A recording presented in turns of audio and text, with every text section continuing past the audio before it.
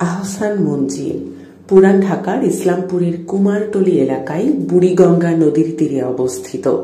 এটি পূর্বে ছিল ঢাকার নবাবদের আবাসিক প্রাসাদ ও জমিদারির সদর কাচারি। বর্তমানে এটি জাদুঘর হিসেবে ব্যবহৃত হচ্ছে। এর প্রতিষ্ঠাতা নওয়াব আব্দুল গনি। তিনি তার পুত্র খাজা আহসানুল্লাহর নামানুসারে এর নামকরণ করেন। 1859 খ্রিস্টাব্দে আহসান মঞ্জিলের নির্মাণ কাজ শুরু হয়ে 1872 খ্রিস্টাব্দে সমাপ্ত হয়। 1906 খ্রিস্টাব্দে এখানে এক অনুষ্ঠিত বৈঠকে মুসলিম লীগ প্রতিষ্ঠার সিদ্ধান্ত হয়। আহসান মঞ্জিল কয়েকবার সংস্কার করা হয়েছে। সর্বশেষ সংস্কার করা হয়েছে অতি সম্প্রতি।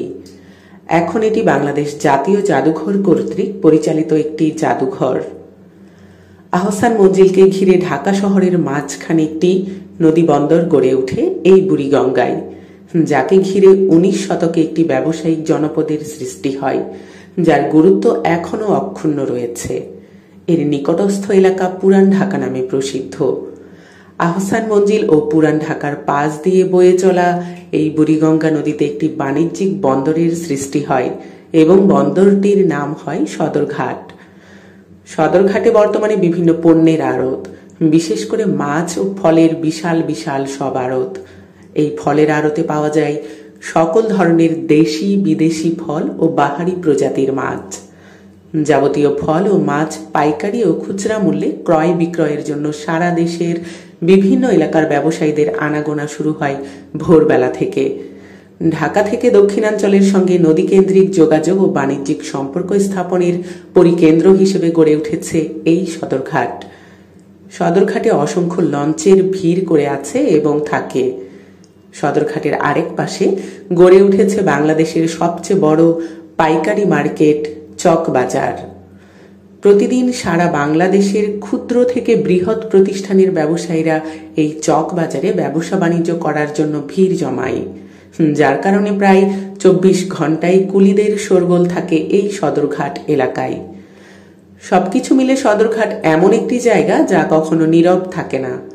এই বুড়িগঙ্গা নদীর এক পার হতে আরেক পার মানুষ পারাপার করছে ছোট ছোট ডিঙির নৌকায়। নৌকার মাঝিরাও সানন্দে এই রোজগারের টাকা দিয়ে সংসার চালাচ্ছেন। এই ঐতিহ্যবাহী সদরঘাট লঞ্চ টার্মিনাল থেকে সর্বমোট 45টি রুটে নৌযান চলাচল করে। সদরঘাটের এই নদী বন্দর থেকে বাংলাদেশের দক্ষিণাঞ্চলের এলাকাগুলো যেমন পটুয়াখালী, বরগুনা, ভোলা, ঝালকাঠি, মাদারীপুর, চাঁদপুর, খুলনা, হাতিয়া, বাগেরহাট প্রভৃতি গন্তব্যে লঞ্চ ও স্টিমার প্রতিনিয়ত চলাচল করে। 19 শতকের আহসান মঞ্জিল জাদুঘর এই সদরঘাটের পাশে বীর দর্পে দাঁড়িয়ে আছে। রংমহলের শোরগোল থেকে শুরু হওয়া এই বুড়িগঙ্গা নদীর বন্দর সদরঘাট যুগ যুগ ধরে বাংলার গৌরবময় ইতিহাস, ঐতিহ্য, বাণিজ্যিক সম্পর্ক সারা দেশের সাথে অক্ষুণ্ণ থাকবে এমনটাই প্রত্যাশা করেন সদরঘাট পুরান ঢাকা এলাকার সকল শ্রেণী পেশার মানুষ।